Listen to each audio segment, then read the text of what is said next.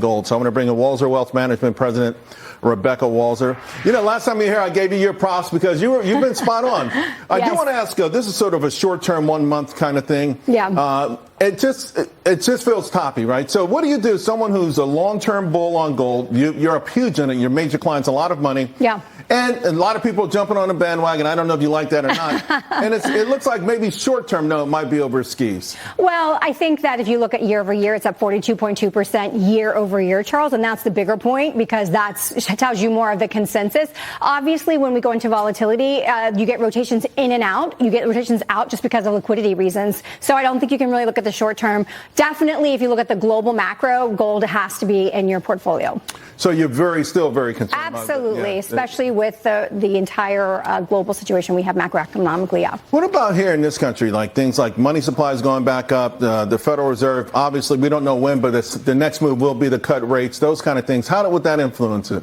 Well, I mean, I think that the Fed will do what they need to do to kind of maintain what we've had since the global financial crisis and their implementation of monetary theory. But Trump is actually attacking it and the unfairness of, trade policy globally. And that is going to have an impact. It's going to create some pain and people are going to have to accept that. So again, gold will be and should be a stalwart through that. Let's talk about some stock ideas here. Sort of like Sarah, you guys are adventurous. Now, listen, I always say bet on the new CEO, right? I almost bought here when the stock gapped open, but they've had a really tough last couple of months.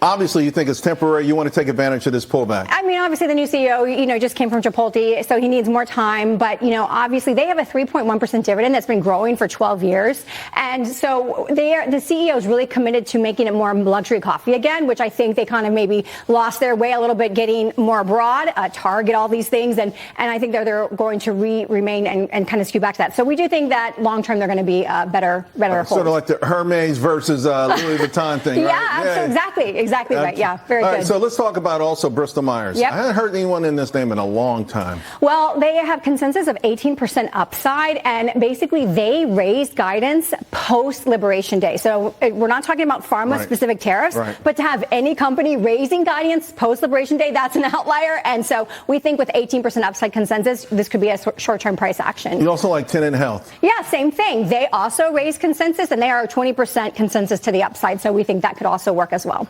Okay, and I've got to bring up Netflix, but you're selling Netflix. I'm selling Netflix for real reasons and also a personal reason that I don't appreciate. But Netflix is 5% overvalued according to consensus, and this is the first Q1 report, April 17th, that we got without the quarterly subscriber data. So we're just getting financials now. It's kind of like Apple, and so that's kind of interesting in how that's going to go. But with Netflix, their subscriber and sharing issue is the thing for me personally, right? Like I travel a lot, and I'm going to log into my Netflix account, and they've implemented something now to control the sharing of their system to track your IP address. So if your IP address is in the same zip code or vicinity, it won't let you log in. So it's a problem. I think they need to fix it, and I'm not happy about it. All right, good. Now, vote with your happiness.